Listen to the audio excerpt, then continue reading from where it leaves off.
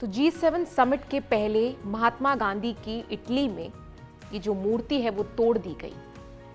तो G7 summit की कहानी क्या है, जिसमें हिस्सा लेने पीएम मोदी इटली जा रहे हैं।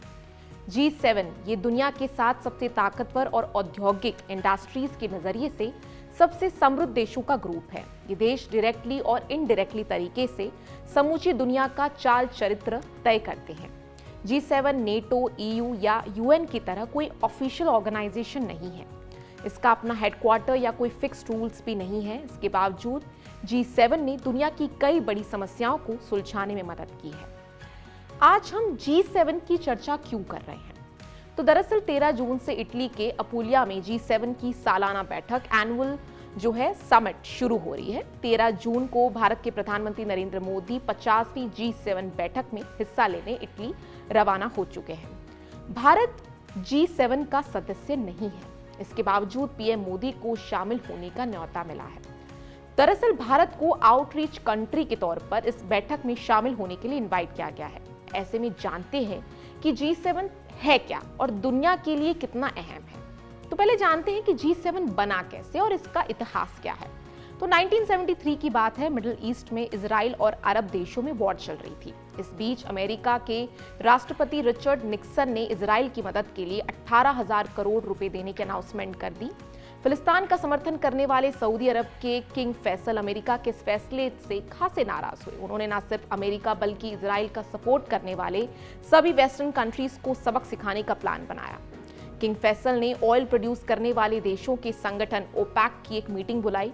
ये तय हुआ कि ये देश तेल उत्पादन में भारी कटौती करेंगे।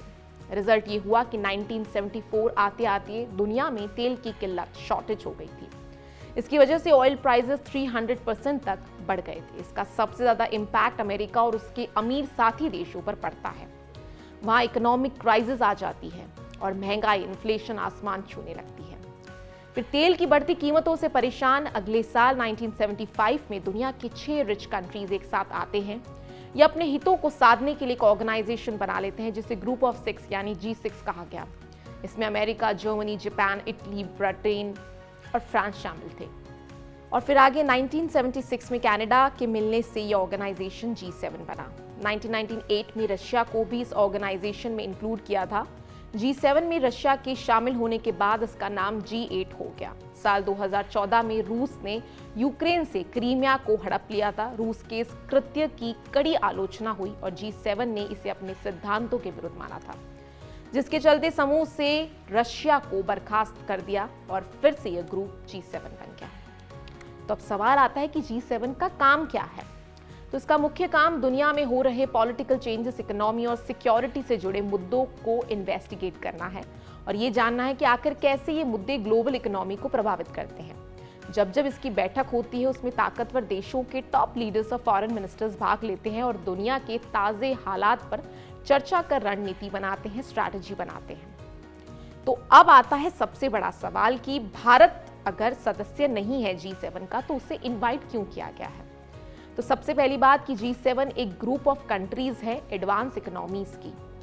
3.94 ट्रिलियन डॉलर की जीडीपी के साथ भारत 4 G7 सदस्यों कनाडा, फ्रांस, इटली और यूके से भी बड़ी अर्थव्यवस्था का दावा करता है और दुनिया भर में सबसे तेजी से बढ़ती अर्थव्यवस्थाओं में से एक है। इसके अलावा इंडिया इंडो पैसिफिक रीजन में एक महत्वपूर्ण भूमिका निभाता है और चीजों को संतुलित रखने में मदद करता है और ये सुनिश्चित करता है कि चीन बहुत शक्तिशाली ना हो जाए। एक और इसका कारण है कि भारत के इटली के साथ इंप्रूविंग रिलेशंस और रशिया और अफ्रीकन नेशंस के साथ मजबूत रिलेशंस भारत को एक प्रमुख खिलाड़ी के रूप में स्थापित करते हैं, जहां इकोनॉमिक सिक्योरिटी, जियोपॉलिटिकल स्टेबिलिटी और डेवलपमेंट की चर्चा हो। इससे ये पता चलता है कि भारत भी शायद जल्द ही G7 Nations, G7 summit, G7 group का जो है मेंबर बन सकता है। आपकी क्या राय है इसकी? हमें कमेंट सेक्शन में जरूर बताएं।